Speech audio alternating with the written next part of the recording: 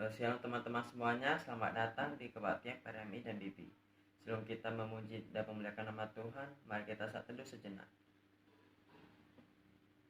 Masuklah melalui pintu gerbangnya dengan nyanyian syukur, ke dalam pelatarannya dengan puji-pujian. Bersyukurlah kepadanya dan pujilah namanya. Amin. Mari kita angkat pujian, ada satu sobatku.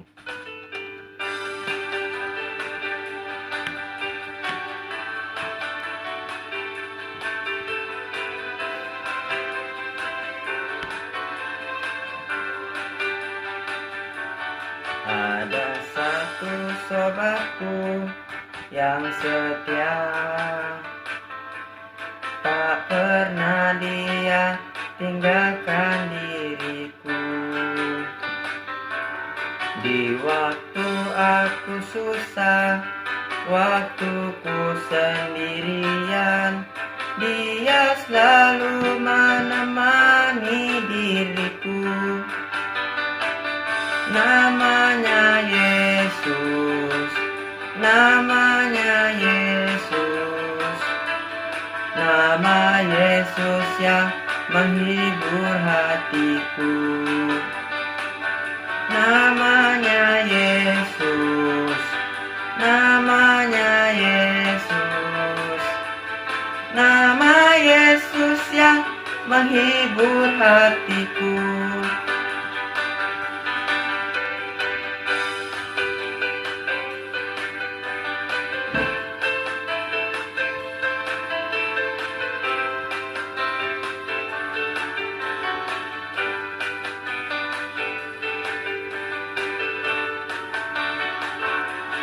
Ada satu sobatku yang setia, tak pernah dia tinggalkan diriku. Di waktu aku susah, waktu ku sendirian, dia selalu menemani diriku. Namanya Yesus, namanya Yesus, nama Yesus yang menghibur hatiku. Namanya Yesus, namanya Yesus, nama Yesus yang menghibur hatiku. Namanya Yesus, namanya Yesus, nama Yesus yang menghibur hatiku. Namanya Yesus, namanya Yesus, nama Yesus yang menghibur hatiku.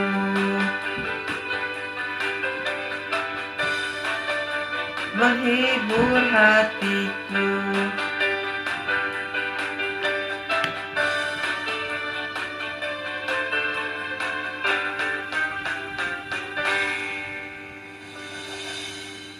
Sebelum kita mendengarkan firman Tuhan, mari kita angkat pujian, walau aku tak dapat melihat.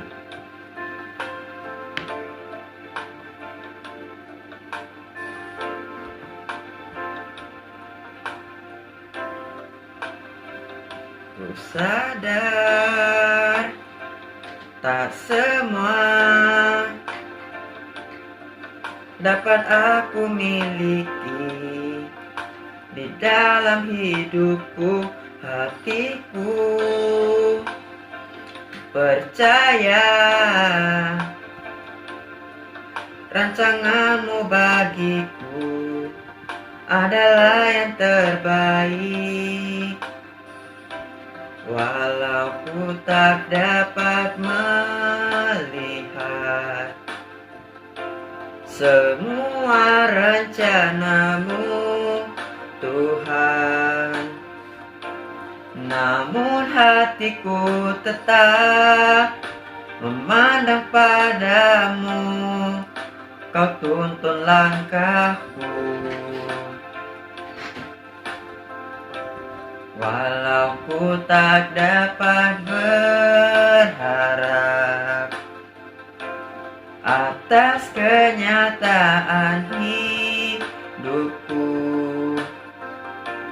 namun hatiku tetap memandang padamu, Kau ada untukku.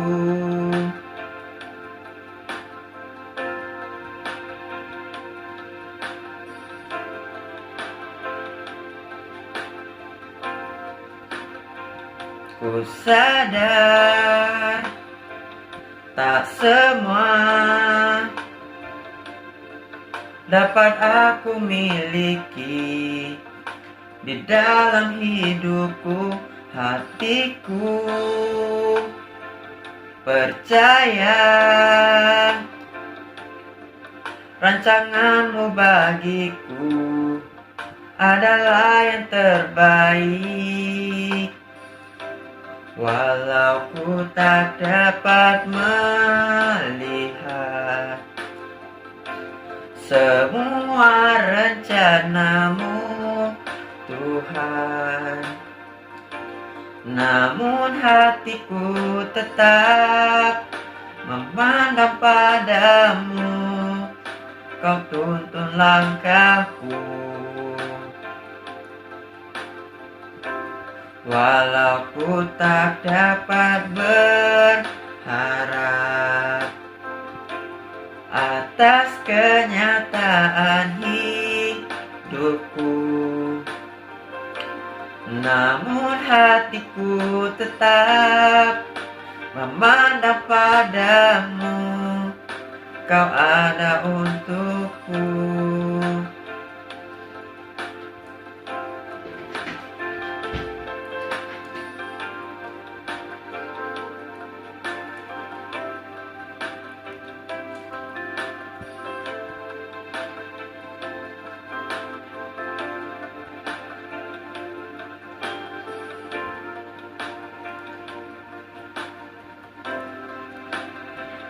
Tak dapat melihat semua rencanamu, Tuhan, namun hatiku tetap memandang padamu, Kau tuntun langkahku.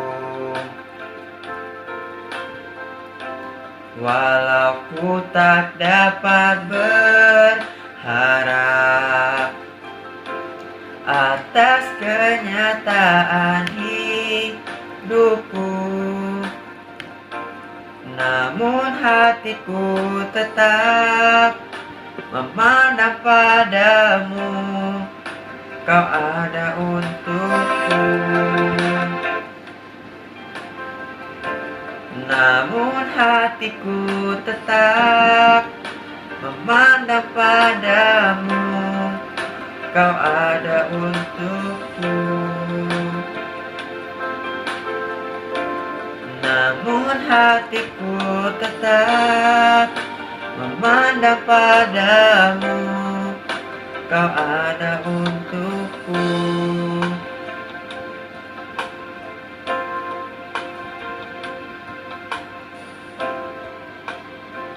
Mari kita sama-sama mendengarkan firman Tuhan.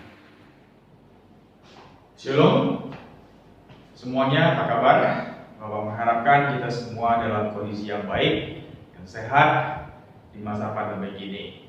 Dan pada siang hari ini, sebelum kita masuk di dalam firman Tuhan, mari kita bersatu di dalam doa.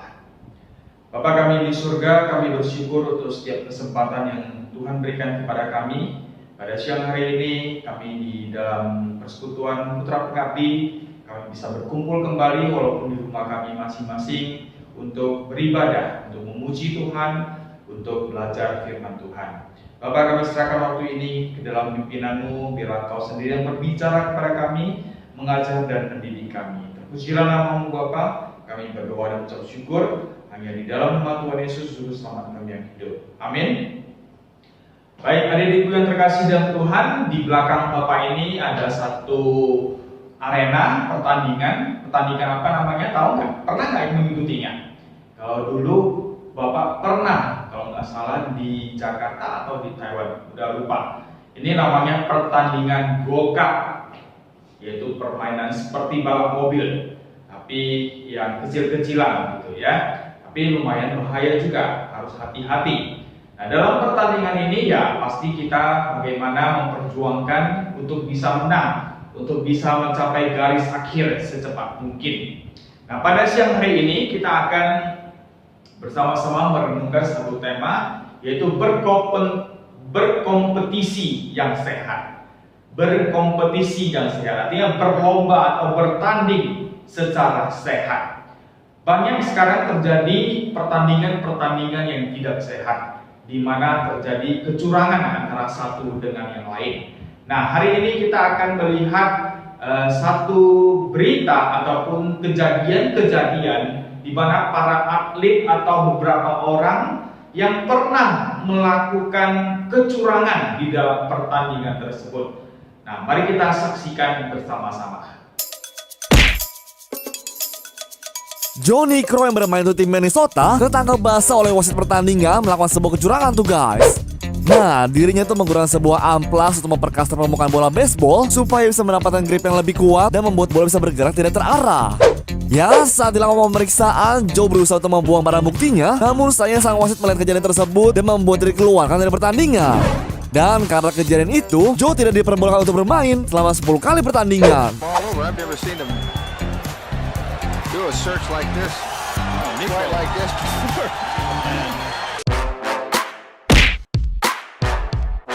Kecurangan kali ini dilakukan oleh pitcher bernama Michael Pineda saat pertandingan antara New York Yankees melawan Boston Red Sox tuh guys.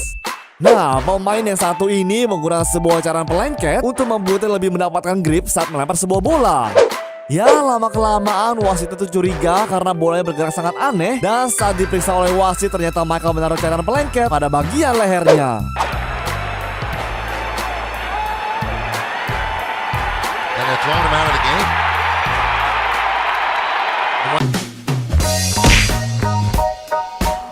Kecurangan kali ini dilakukan dalam olahraga ice skating, di mana tim dari atlet Tonya Harding melakukan sebuah perbuatan tidak terpuji tuh guys.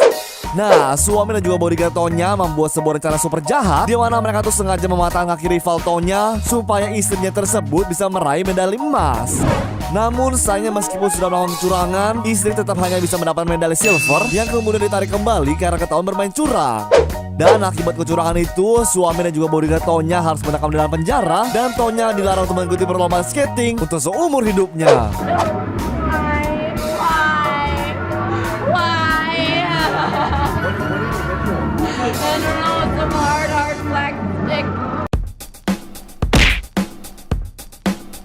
Kecurangan kali ini bukan dilakukan oleh pemainnya, melainkan oleh pelatih tim basket yang bernama Fernando Vicente itu guys. Nah, pertandingan basket ini tuh sebenarnya diselenggarakan untuk orang berkebutuhan khusus, tapi tim basket dari negara Spanyol ini memalsukan 10 pemainnya yang ternyata orang normal untuk bisa mendapatkan sebuah medali emas. Namun akhirnya tim tersebut tuh harus mengembalikan medalinya dan didenda cukup besar, yaitu 91 juta rupiah.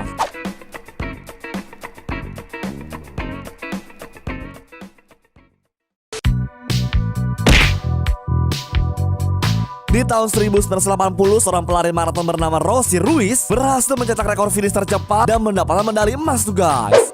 Nah, tapi sih banyak orang yang curiga kenapa Rosy bisa finish dengan sangat cepat dan meninggalkan semua peserta lainnya dengan waktu yang berbeda jauh.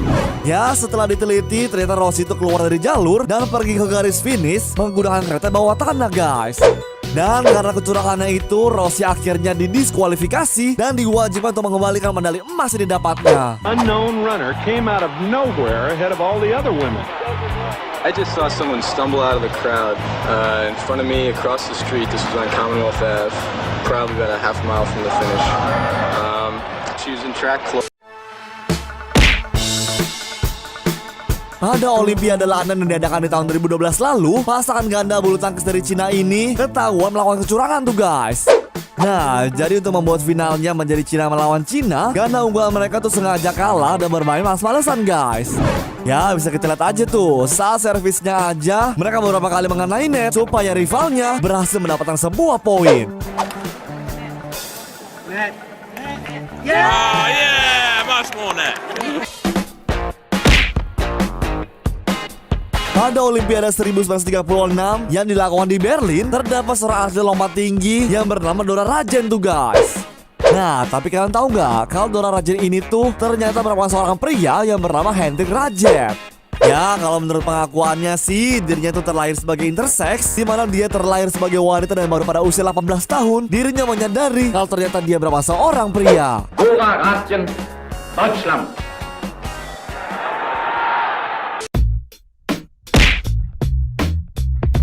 Menjelaskan sebuah perlombaan Ironman Kanada merupakan sesuatu yang sangat sulit karena setiap pesertanya di sana diwajibkan untuk berenang sejauh 4 kilo, bersepeda sejauh 180 kilo, dan juga berlari sejauh 25 kilo dalam keadaan cuaca yang dingin. Nah, pada saat finish sih, Susan Davis tuh pede banget kalau dirinya tuh akan finish di urutan pertama. Namun ternyata pas saat pengumuman pemenang, dirinya tuh berada di peringkat kedua, dan di peringkat pertama terdapat seorang wanita yang bernama Julie Miller. Namun ternyata setelah diselidiki, Miller tuh melakukan sebuah kecurangan dan membuatnya akhirnya didiskualifikasi.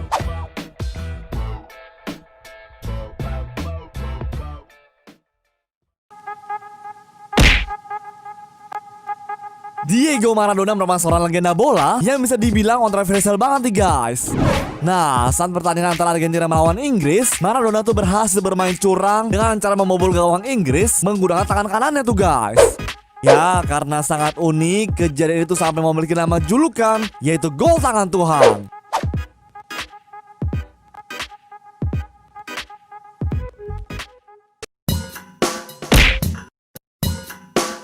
Mike Tyson merupakan seorang legenda tinju di mana terkenal dengan pukulan kerasnya yang sering membuat lawannya KO tuh guys. Nah, saat pertandingan melawan Evander Holyfield, Tyson tuh melakukan sebuah hal bodoh, yaitu menggigit daun telinga lawannya sampai akhirnya berdarah. Dan karena kejadian ini, Mike Tyson langsung didiskualifikasi dan membuat Holyfield berhasil mempertahankan gelarnya.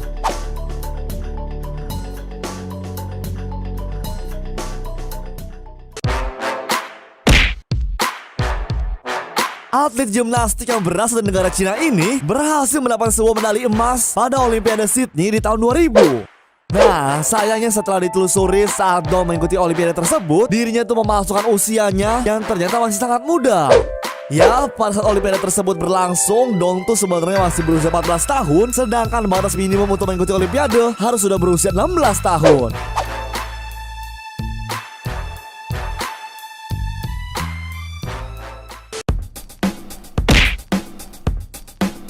Atlet sepeda yang bernama Lance Armstrong ini sempat berhasil menginspirasi dunia olahraga dengan memenangkan 7 kali beruntun Tour de France meskipun dirinya mengidap sebuah kanker. Nah, tapi sayangnya Lance membuat kecewa banyak orang karena ternyata selama ini tuh dirinya menyuntikkan steroid untuk membuatnya tetap kelihatan segar. Baik, saya percaya pernah kita melihat orang-orang seperti yang sudah kita saksikan bersama di video kesaksian tersebut. Banyak yang melakukan kecurangan, banyak yang menyimpang dari aturan yang seharusnya. Demi apa? Demi mencapai kemenangan, supaya dapat juara, supaya dapat medali emas. Itulah yang mereka lakukan demi ketenaran ataupun kepentingan diri sendiri. Padahal itu sebenarnya sudah merusak orang lain atau merusak suasana yang ada, ataupun terjadi satu ketidakadilan di tengah-tengah para peserta perlombaan. Nah, pada siang hari ini kita akan merenungkan bersama di satu kisah yang juga hampir sama, yaitu di 1 Samuel 18 ayat 6 sampai 9. 1 Samuel 18 ayat 6 sampai 9. Mari kita membacanya bersama-sama. Tetapi pada waktu mereka pulang, ketika Daud kembali sesudah mengalahkan orang Filistin itu, keluarlah orang-orang perempuan dari segala kota Israel menyongsong Raja Saul sambil menyanyi dan menari-nari dengan memukul rebana, dengan bersukaria dan dengan membunyikan gerinci. Dan perempuan yang menari-nari itu menyanyi berbalas-balasan, katanya, Saul mengalahkan beribu-ribu musuh, tetapi Daud berlaksa-laksa. Lalu bangkitlah amarah Saul dengan sangat, dan perkataan itu menyebalkan hatinya, sebab pikirnya, Kepada Daud diperhitungkan mereka berlaksa-laksa, tetapi kepadaku diperhitungkannya beribu-ribu. Akhirnya jabatan raja itu pun jatuh kepadanya. Sejak hari itu maka Saul selalu mendengki Daud. Nah, saudara-saudaraku yang terkasih dalam Tuhan, ini satu kisah yang mungkin sudah pernah kita dengar, tetapi baiklah pada siang hari ini mari kita kembali merenungkannya bersama-sama. Kejadiannya adalah di mana pada saat Raja Saul beserta rombongannya, termasuk di dalamnya adalah Daud, mereka baru pulang melawan orang Filistin. Salah satunya di mana Daud mengalahkan Goliat. Nah, pada saat mereka kembali ke markas mereka, ke dalam kota mereka, di sini dikatakan bahwa banyak orang yang berkumpul bersama menyambut kepulangan ataupun menyambut kemenangan mereka. Tetapi pada saat itu banyak orang juga, termasuk di sana wanita-wanita yang bisa dikatakan cheerleader gitu ya. Mereka sedang menyambut dengan sorak-sorak dan sambil berkata apa? Saul mengalahkan beribu-ribu musuh, tetapi Daud berlaksa-laksa. Artinya adalah bahwa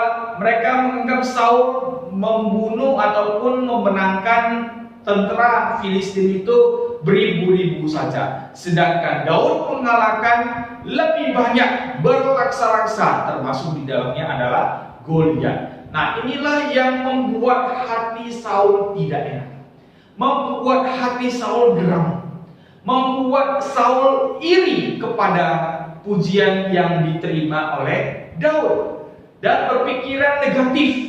Raja Saul berpikir, akhir-akhirnya jabatan raja itu pun jatuh kepadanya pula nanti, ya kan? Nah, inilah yang ada di dalam benak pikiran Raja Saul. Inilah yang ada di dalam hati jahat Raja Saul. Nah, saudara-saudaraku yang terkasih dalam Tuhan, apa yang terjadi adalah dengan puji-pujian tersebut membuat Raja Saul tidak enak, tidak bisa tidur, tidak bisa makan.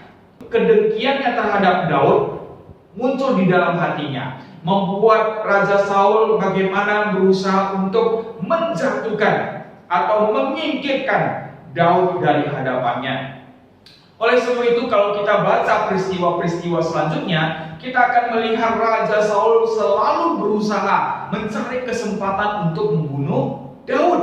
Dan dimanapun keadaannya, bagaimanapun kondisinya, dia selalu mengendam-endam ataupun secara sembunyi bagaimana untuk bisa membunuh Daud. Tetapi kita melihat ternyata Daud disertai oleh Tuhan. Daud di dalam perlindungan Tuhan, akhirnya setiap serangan-serangan dari Saul terhindar. Daud bisa mengelak seluruh panah, seluruh tombak yang dilemparkan oleh Raja Saul. Malah sebaliknya, Daud punya kesempatan untuk membunuh Raja Saul. Tetapi Daud tidak bunuh Raja Saul. Punya kesempatan tersebut yang bisa dia buat sebagai balas dendam terhadap tindakan Raja Saul terhadap dia, tetapi dia tidak melakukannya. Setiap kesempatan itu dia hanya untuk mau mempermalukan Raja Saul yang selama ini mengejar-ngejar dia. Suatu kali pada saat Raja Saul mengejar Daud dan mereka bermalam di sebuah gua, ternyata Daud sebenarnya pun ada di sana. Nah, pada saat itu Daud hanya merobek sedikit jubah Raja Saul yang pada keesokan paginya memperlihatkan dari kejauhan kepada Raja Saul yang secara tidak langsung mengatakan sebenarnya dia bisa membunuh Raja Saul. Nah, saudara-saudaraku yang terkasih di dalam Tuhan, inilah satu peristiwa di mana kita harus mempelajari satu pelajaran bahwa rasa dengki, rasa cemburu, ataupun punya satu pemikiran untuk bermain curang, itu adalah suatu hal yang tidak benar. Dan itu sebenarnya adalah dosa. Nah, pada siang hari ini mari kita melalui peristiwa di mana Raja Saul dengki terhadap Daud oleh karena hanya puji-pujian yang tidak menyenangkan yang membuat Raja Saul geram terhadap Daud, akhirnya menjerumuskan Raja Saul sendiri. Akhirnya kita akan lihat tahta kerajaan ataupun posisi jabatan Raja Saul benar-benar berpindah kepada Daud. Nah, pada siang hari ini renungan yang harus kita renungkan bersama-sama sebagai satu perenungan kita. Yang pertama, kalau kalah kenapa rupanya? Ya, kalau kalah kenapa rupanya? Namanya nggak boleh kalah. Ya, kalah itu sebenarnya suatu hal yang biasa, yang memang pernah dan ada di tengah-tengah kehidupan kita. Oleh sebab itu, kalau kalah kenapa rupanya?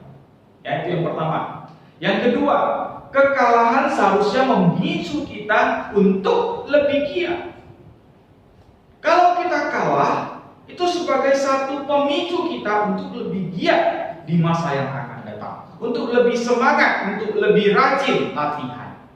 Jadi bukan kalau sudah kalah, sudah tidak punya pengharapan lagi. Tidak. Kalah itu kita harus jadikan sebagai satu kunci, satu jalan, satu cara, satu titik balik untuk mencapai kemenangan kita.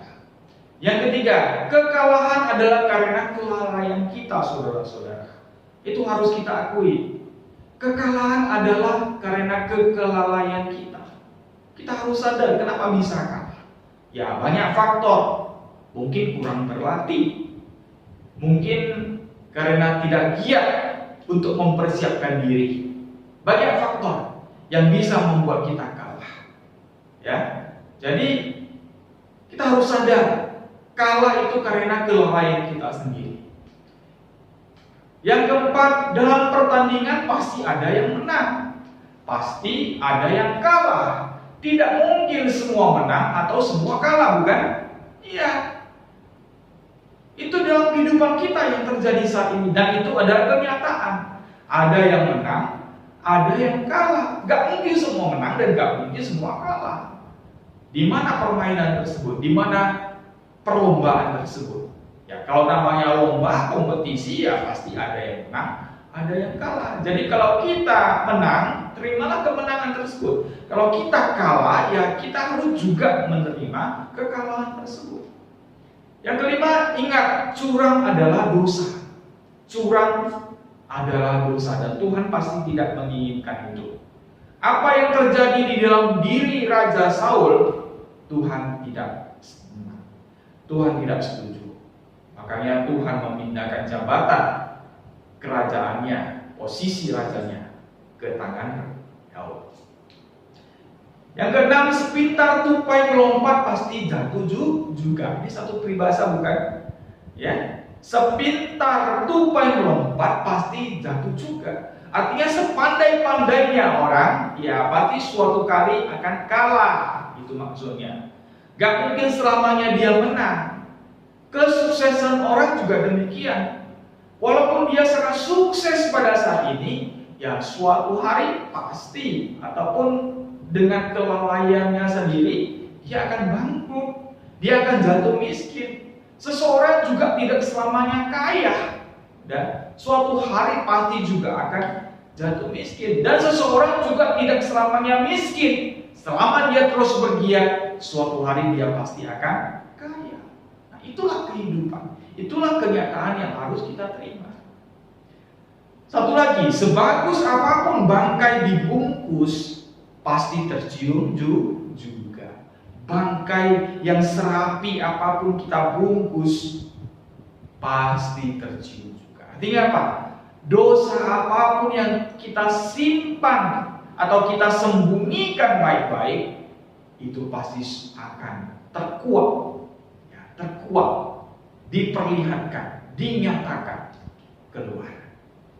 Jadi saudara-saudaraku yang terkasih dalam Tuhan, sepandai apapun kita menyimpan kecurangan kita, ingat, Tuhan tidak akan membiarkan itu. Oleh sebab itu, sadarlah akan dosa kita dan cepat-cepatlah bertobat. Sadarilah di hadapan Tuhan, akui di hadapan Tuhan bahwa kecurangan sudah kita lakukan. maka Tuhan akan menghapusnya itu. Kalau tidak, Tuhan akan menguaknya keluar. Tuhan akan memunculkannya ke permukaan, dan kita akan dihukum. Saudara-saudaraku yang terkasih dalam Tuhan, biarlah firman Tuhan pada siang hari yang singkat ini, kita sebagai anggota Putra Pengabdi, marilah di dalam setiap kompetisi yang ada, di dalam setiap perlombaan ataupun di dalam studi kita, marilah kita hadapinya dengan sehat, dengan benar, bukan dengan kecurangan. Nah, kuis kita pada siang hari ini, yang pertama, mengapa Saul tidak senang kepada Daud? Kenapa Saul ingin membunuh Daud?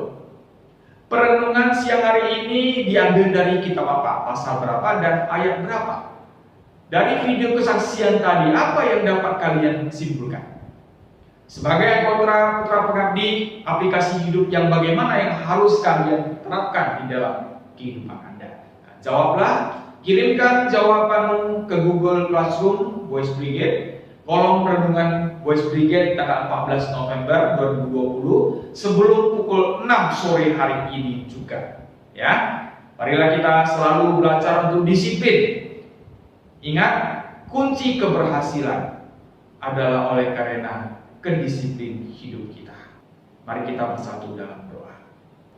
Bapa yang di surga, kami bersyukur untuk setiap kesempatan yang sudah Tuhan berikan. Bila melalui firman Tuhan yang barusan kami dengar ini Bapa, kami bisa belajar satu hal, bahwa setiap kompetisi yang ada di depan kita, setiap perjuangan ataupun perlombaan yang ada di hadapan kita, marilah kita menghadapinya, mengerjakannya sebaik-baiknya dengan sehat, dengan benar, dan dengan adil, sesuai dengan peraturan yang ada. Bapa, ajari kami juga di dalam kehidupan kami, terutama di masa muda kami, untuk mempergunakan waktu kami sebaik-baiknya. Terlebih di masa pandemi virus corona ini, Bapa, biarlah Engkau memberikan kami hikmah dan kebijaksanaan untuk mempergunakan waktu sebaik-baiknya, sehingga kami tidak menyia-nyiakannya begitu saja. Terpujilah nama-Mu Bapa, kami serahkan hidup kami, studi kami hanya ke dalam pimpinan-Mu. Kami berdoa dan mengucap syukur hanya di dalam nama Tuhan Yesus Juru Selamat kami yang hidup. Amin. Kiranya Tuhan memberkati kita. Sampai jumpa minggu depan.